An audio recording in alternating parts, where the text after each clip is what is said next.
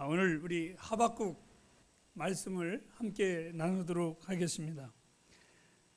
하박국 2장 4절 말씀을 다시 한번 우리 보도록 할까요? 시작. 보라, 그의 마음은 교만하며 그의 속에서 정직하지 못하니라. 그러나 의인은 믿음으로 말미암아 살리라. 아멘. 이것은 바울 사도도 이 말씀을 인용을 했습니다. 하박국의 주제라고도 할 수 있는 이 말씀입니다. 제가 처음 주의 은혜로 말미암아 하나님의 사람이 되었을 때 내게 밀려오는 주님의 사랑은 일부 때에도 잠시 말씀을 드렸지만 받을 수 없는 내가 받았다라는 그 은혜가 내게는 사실 너무나 그냥 좋았다가 아니라 귀하고 존귀했다, 이렇게 표현을 하고 싶습니다. 얼마 전에 중요한 메모지를 써놨었는데 그만 그 종이에 써놓은 것을 모르고 구겨서 버리고 나중에 쓰레기통을 뒤져보니까 그 메모지가 발견이 됐습니다. 그리고 그 구겨진 메모에 써있는 종이는 지금도 제 책상 위에 이렇게 꼽혀져 있습니다. 저는 그것을 보면서 구겨진 그 종이가 중요한 것이 아니라 그의 쓰여진 글귀가 더 중요했기 때문에 그 종이를 가지고 있는 것입니다. 아마 구겨진 내 인생에 하나님이 하나님의 사랑을 새기셨고 쓰여 주셨습니다. 그 무엇으로도 내 인생은 구겨진 인생이지만 나를 하나님께서 귀하게 여겨주심은 그 구겨진 종이 위에 당신의 글을 써놓은 것처럼 그 글로 인하여 나를 사랑하시는 하나님의 사랑 앞에 내가 무엇으로 다 가도 표현할 수 없고 또 고백할 수 없습니다. 그 이유, 우리가 좋은 옷을 입으면 누구나 다 조심하듯이 지금까지 내게 임한 하나님의 은혜를 너무나 소중하고 귀한 것이라 예수 믿고 난 지금까지 주님의 이름을 추하게 보이는 모습을 보이지 말아야지 하는 그 은혜의 자존심을 가지고 지금까지 살아왔습니다. 남들이 저를 볼 때에는 어떻게 보든 부족하지만 제 나름대로는 하나님 앞에 그렇게 살으려고 애를 쏟고 살아왔습니다. 허나 그리스도 안에서 머물면 머물수록 나의 입에서는 나도 모르게 자꾸 why, 왜라는 단어가 자꾸 나옵니다. 왜 저래? 정말 저 사람들이 하나님의 사람인가? 왜 저렇게 신앙생활을 하지? 왜 저렇게 살지? 그리스도인을 보면서 아니, 세상은 그런 겁니다. 세상은 원래 그런 겁니다.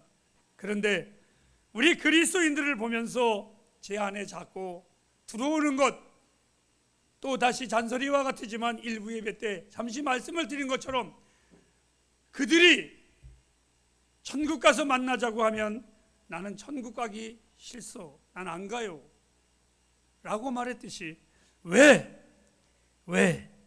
그리고는 변하지 않는 많은 그리스도인들을 보면서 하오롱, 언제까지 저 사람들은 저래야 되는 거야? 왜 저래야 돼? 왜 저렇게 하나님의 사람들이 살아? 라고 수도 없이 헷갈리며 지금도 살아가고 있습니다. 이것이 아마 믿는 사람들을 보면서의 같은 그리스도인으로서 부족한 나의 모습 속에서 나오는 불평일 수도 있습니다. 허나 안 믿는 사람들 역시 우리와 똑같은 질문을 우리 하나님 앞에 매가리 없이 던지는 모습을 봅니다. 이렇게요. 성경에 어디서 주워 들었는지는 모르지만 얄팍한 지식을 가지고 하나님 앞에 이렇게 도전을 합니다. 하나님이 살아계시다면 왜 에덴 동산에 선악과를 만들어서 사람을 고생시켜? 또 어떤 이는 어디서 주워 들었는지 왜 의인 욥이라고 했으면서 그는 아무 잘못이 없는데 뜻없는 고난을 당해야만 해? 라고 말을 합니다.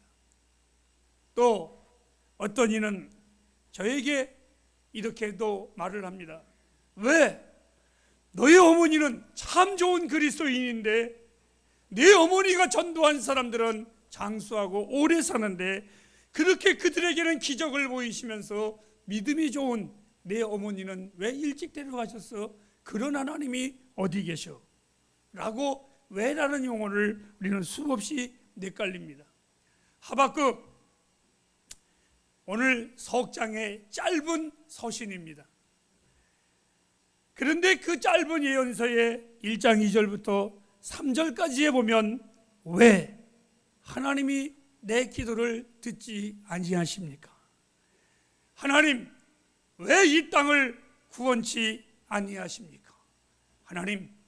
하나님이 살아계시다면 왜 죄악을 보고 그냥 가만히 놔두시나요? 그는 첫 장부터 계속해서 퀘스천마크 의문 부호로 하나님 앞에 질문을 던지면서 시작을 합니다. 아마 이것은 오늘 이 하박국 선지자의 고뇌만은 아닐 겁니다. 인생은 원초적이고 근본적인 질문이 바로 왜라는 겁니다. 왜 나에게 이런 게 오지? 왜 나에게 이런 고통이 오지? 왜 나에게 이런 아픔이 오지? 이러한 수없는 왜라는 단어를 가지고 우리는 살아갑니다. 오늘 이 하박국 선지자가 있었던 시대를 한번 잠시 돌아가 보시기 바랍니다. 이스라엘의 3대 왕 다윗, 솔로몬, 그 왕이 죽은 후에 그 다음에 아주 좋은 왕이 하나가 있었는데 바로 요시야 왕이었습니다. 이 요시야 왕은 이스라엘이 타락할 때에 종교개혁과 사회개혁을 일으켰고 하나님이 그것을 보시면서 굉장히 복을 내렸었던 하나님의 사람이었습니다. 참으로 현명했고 참으로 하나님을 경외했었던 그 사람이었습니다. 그런데 어느 날 이 왕이 갑자기 죽자마자 유다는 죄악의 소용돌이 속에 빠져들어갑니다. 그리고 사회는 혼란이 일어났고 부패했으며 그때 당시에 종교는 완전히 타락해서 백성들은 하나님을 섬기는 것이 아니라 그 교회당이, 지금으로 말하면 성전이 전부가 다 우상의 제단으로 빠져버리고 사람들은 우상을 섬기는 그런 아픔을 당했고 오히려 의인들은 대접을 받는 것이 아니라 고난을 당하고 악인이 득세하는 그러한 시대에 이가 나타났습니다. 바로 이때에 하나님이 세운 선지자가 바로 하박국 선지자였었습니다. 오늘 이 하박국은 3장으로 되어 있는데 하박국 선지자는 1장에 이렇게 하나님 앞에 질문을 합니다. 자기들의 백성을 보면서, 유다 백성을 보면서 하박국 1장 1절부터 4절까지에 보면 6가지의 죄악을 이 하박국이 하나님 앞에 고발을 합니다. 우리 도표를 한번 보시도록 하겠습니다. 제일 저번에는 겁탈을 합니다. 그리고 이들은 수없는 변명을 해댑니다. 율법을 지키지 아니하고 율법을 아주 우습게 여기기 시작했습니다. 사람들이 강포해졌습니다. 그리고 이들은 늘 이파 저파 분쟁하고 싸우고 욕하고 떠들고 헐뜯고 시행합니다. 그리고 이들에게 있어서는 공의라는 것은 찾아볼 수가 없는 아주 추악한 악한 세상이 바로 이 세대였었습니다. 바로 이러한 6가지 죄악을 이 하박국이 하나님 앞에 나열을 하면서 고발을 합니다. 그리고 이 하박국이 하나님 앞에 이렇게 말을 합니다. 하나님, 그래도 이 유다 백성이 하나님의 백성들인데 왜 저렇게 더럽게 삽니까? 왜 저렇게 악하게 삽니까? 하박국은 하나님 앞에 이 문제를 제기합니다. 하나님을 보면 왠지 하박국은 답답했습니다. 자기가 하나님 같았으면 당장 속 시원히 해결을 했을 텐데 하나님이 아무런 말씀을 안 하시는 것 같으니 자기의 마음속에서는 답답한 그러한 마음의 토론을 이는 합니다. 도대체 하나님은 역사를 섭리하시는 거야, 안 하시는 거야? 도대체 하나님은 저 악한 자들을 보고 왜 가만히 계시는 거야? 그리고 1절에 그는 이렇게 말합니다. 왜 하나님 침묵하십니까? 이렇게 하박국은 질문을 던집니다. 그리고 잠시 말씀을 드렸던 것처럼 이스라엘의 유다의 죄악을 나열하기 시작을 합니다. 이렇게 악하게 사는데 하나님 백성들이 이렇게 더럽게 사는데, 이렇게 추하게 사는데 왜 하나님 잠잠히 계십니까? 해플가정 여러분에게 묻습니다. 우리는 어떻습니까? 하박국의 질문일까요? 하박국의 어떠한 토로일까요? 우리는 어떠한지 한번 보십시오. 이렇게 말을 합니다. 나의 기도에 대한 하나님의 침묵이, 왜 하나님 답변을 안 주십니까? 왜 하나님 우리 집은 이래야만 됩니까? 하나님 왜 내 사랑하는 자가 아파야 합니까?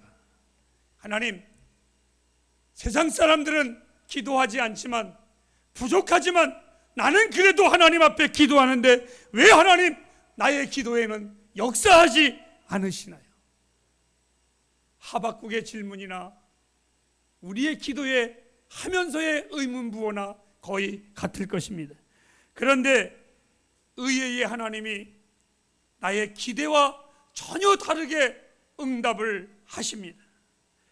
오늘 이 하박국 선지자가 자기의 백성들을 불쌍히 여겨달라고 기도했는데 5절과 6절에 보면 하나님은 엉뚱하게 그때 당시에 가장 악랄한 이방민족 바벨론을 통해서 내가 유다를 멸망시킬 것이라고 하박국에게 응답을 합니다. 아마 하박국은 깜짝 놀랐을 겁니다. 그리고 이 사람은 말을 했을 겁니다. 내가 기도를 잘못했구나 라고 후회하지 않았을까? 어떻게 보면 안 하는 것만 못한 기도의 사람이 돼버리고 말았습니다. 아니, 우리나라를 망하게 하겠다니요, 이것이 하나님의 섭리였었습니다. 내가 기도해서 불쌍히 여겨달라고 했는데, 그래 내가 내 기도대로 응답하마가 아니라 오히려 이방 민족의 가장 악랄한 자를 통해서 유다 민족을 아예 없애버리겠다고 하시는 하나님의 음성에 이 하박국은 오히려 기도한 죄인이 돼버리고 말았을 것입니다. 우리의 기도는, 우리는 기도합니다. 때때로 우리는 하나님 앞에 기도하는데 나는 이렇게 되기를 원했는데 하나님의 기도는 저로 다른 방면으로 내 앞에 드러날 때가 있습니다. 그리고 우리는 말합니다. 왜 하필이면 하나님 그렇게 역사하십니까? 여러분, 우리 기도에 신비가 있습니다. 신비라는 것은 우리가 알 수 없는 것입니다. 그리고는 하박국은 다시 하나님 앞에 계속해서 고백을 합니다. 하나님, 우리 민족이 6가지 제약을 보면 매맞을 짓을 했습니다. 맞습니다. 하나님, 의도 터져도 맞습니다. 그런데 하나님, 이해가 안 갑니다. 해필이면 왜 저들입니까? 하나님이 직접 때리시면 그렇거니와 하겠는데 왜 하필이면 저 안 믿는, 저 잔인한, 저 더러운 민족, 저 백성들을 통해서 우리를 이렇게 책망하신다고 하십니까?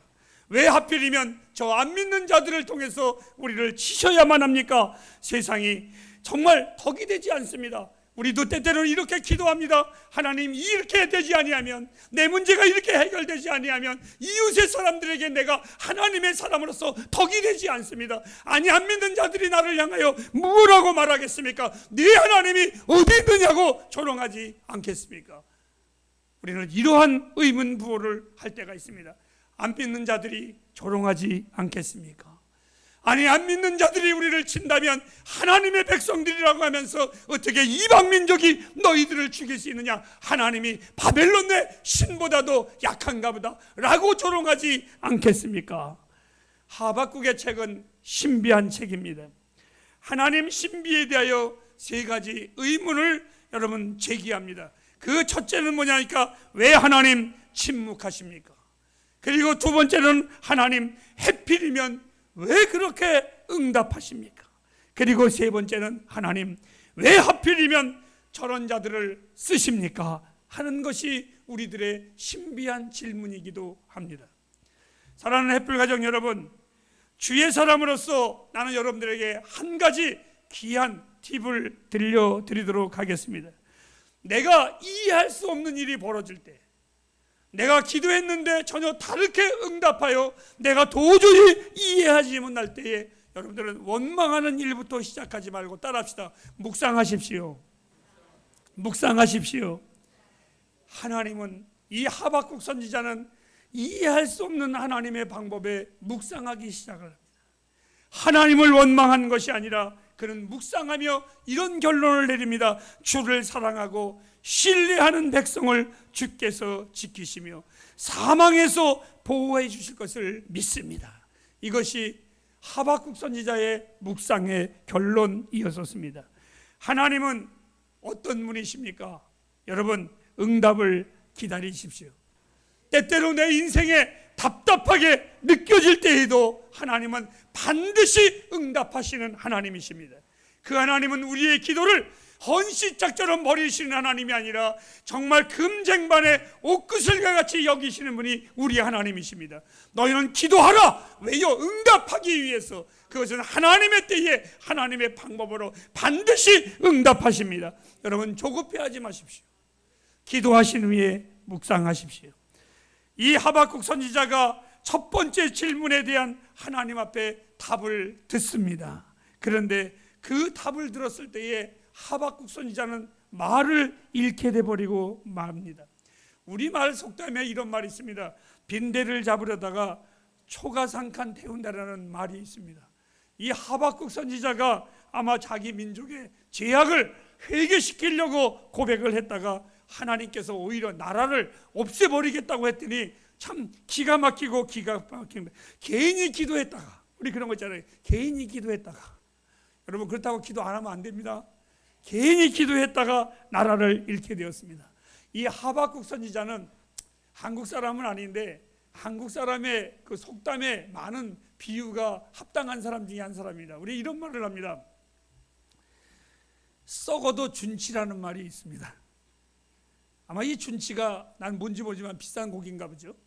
그러니까 이 썩어도 준치다. 그것은 그 좋은 것은 아무리 망가져도 좋은 것이다. 이런 말이 있습니다.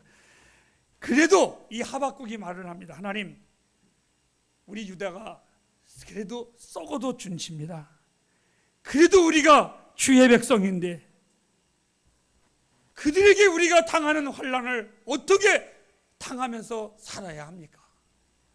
그래도 하나님, 우리가 하나님 백성인데, 그렇게 말을 할 때에 이 하나님이 하박국에게 응답을 하십니다. 제일 첫 번째, 우리 1장 2절과 3절을 다 같이 읽겠습니다. 시작.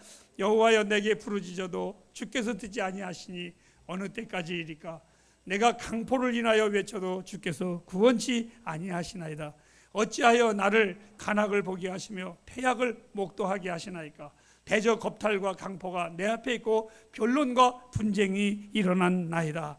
여러분, 이렇게 답답해하는 이 하박국에게 하나님은 응답을 하시는데 말씀을 주십니다. 그리고 이렇게 말씀하십니다. 말씀을 기록하라. 더 나아가서 너희 마음판에 이 하나님의 말씀을 새기라고. 사랑하는 애플 가정 여러분, 여러분이 힘들고 어려울 때에 사람의 말을 부여잡지 말고 하나님의 말씀을 부여잡으시기를 바랍니다. 달려가면서도 읽을 수 있도록, 말씀을 만질 수 있도록 하나님 우리에게 성경을 주셨습니다. 성경은 하나님의 말씀입니다. 성경은 부적이 아닙니다. 그냥 재수 좋으라고 차 안에다 놔두고 다니는 책이 아닙니다. 여러분, 그냥 이 성경을 여러분들의 집에 책꽂이에 꼽아놓고 나는 예수 믿는 사람이야 라고 말하는 부적이 아닙니다. 이 하나님의 말씀은 살아있는 하나님의 말씀입니다. 이 말씀을 주야로 묵상하십시오. 거기에 완벽한 응답이 있습니다. 그래서 하나님 말씀입니다. 이 말씀을 너희의 마음판에 새기라고. 두 번째입니다. 하박국이 하나님, 왜 세상이 이렇습니까? 왜 세상이 이렇게 더럽습니까? 그럴 때 하나님은 이렇게 말씀하십니다. 4절 말씀을 한번 보시도록 하겠습니다. 시작.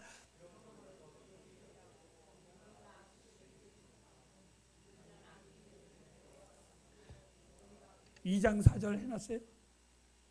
네. 2장 4절에 이렇게 말씀했습니다. 믿음으로 살으라고. 의인은 오직 믿음으로 살으라고. 이 시대에 많은 사람들이 정직하지 못하고 불의하고 떠들고 환경이 답답하게 돌아간다고 불평하지 말라. 여러분, 저는 목사입니다. 제가 목사가 이 강대상에서 정치의 더러운 얘기하고 정치인들의 더러운 얘기하고 이파 저파를 늘 쉴 새 없이 제가 얘기를 한다면 여러분들은 저를 뭐라고 평가하겠습니까? 야, 우리 목사님 세상 지식이 뛰어내라고 말하겠습니까? 아닙니다. 제 자신이 취해지기 시작을 합니다. 자꾸 얘기하면, 자꾸 고백하면 취해지기 시작을 합니다. 오늘 하박국이 말을 합니다. 하나님, 세상이 왜 이렇게 추합니까? 세상이 왜 이렇게 더럽습니까? 왜 나라가 이렇습니까? 사회가 왜 이렇습니까? 라고 말을 할 때에 하나님은 이 하박국에게 말합니다. 세상이 그럴지라도 나를 믿는 너희는, 의인은 오직 믿음으로 살리라. 믿음으로 살으라고. 믿음으로 살으라고. 여러분, 많은 사람들이 나라의 안타까움, 환경의 안타까움을 얘기하지만 저는 안타까운 것이 한 가지가 있습니다. 이러한 안타까운 세파 속에서 어떻게, 이런 환경 속에서, 이러한 여건 속에서 하나님 앞에서 살 것인가라는 질문을 하지 않습니다. 우리가 하나님 앞에서 어떻게 살 것인가? 하나님은 말씀하십니다. 나를 믿는 믿음으로 살으라고. 시브리서 11장을 우리는 믿음의 장이라고 말을 합니다. 많은 믿음의 조상들이 나오고 그들은 한결같이 다 믿음으로 살았습니다. 모세가 믿음으로 살았고 느헤미야가 믿음으로 살았고 모든 자들이 다 믿음으로 살았습니다. 그런데 그 성경에 나오는 믿음의 사람들, 그 믿음의 선배들의 그때 당시에 그들의 삶은 사실 참으로 추잡했습니다. 더러웠습니다. 혼란스러웠습니다. 그럼에도 그들은 하나님을 믿는 믿음으로 그 시대에 살아서 결과는 하나님 앞에 상급을 받았습니다. 사랑하는 햇불 가정 여러분, 여러분의 삶이 어떠했든지 간에 믿음으로 사십시오. 세상의 방법으로 해결하려고 하지 말고 오직 믿음으로 사시기를 바랍니다. 하박국은 다시 질문을 합니다. 하나님, 알겠습니다.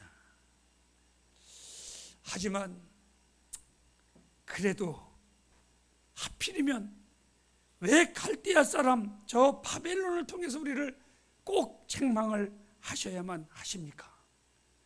믿음으로 살라고 그랬는데도 이 하박국은 또 질문을 합니다. 하나님은 싫어하지 아니하시고 대답하십니다. 10절 말씀을 한번 보실까요? 시작. 내가 여러 민족을 멸할 것이 내 집에 욕을 부르며 너로 내 영혼에게 죄를 범하게 하는 것이 되었도다. 이 말씀이 무슨 말씀이냐면, 우리 어렸을 때에, 지금은 잘 모르겠습니다, 집집마다 하나씩 있었던 반갑지 않은 것이 하나가 있습니다. 회초리입니다. 그 회초리를 집에다 두고 자녀가 잘못되면 그걸로 훈계하셨습니다. 근데 우리 어머니가, 우리 아버지가 돌아가시는 동안에 그 회초리를 우리의 가족으로 여기신 적은 없습니다. 그리고 그 회초리를 영원히 가지고 계시지도 않습니다. 하나님이 하박국에게 말합니다. 하나님,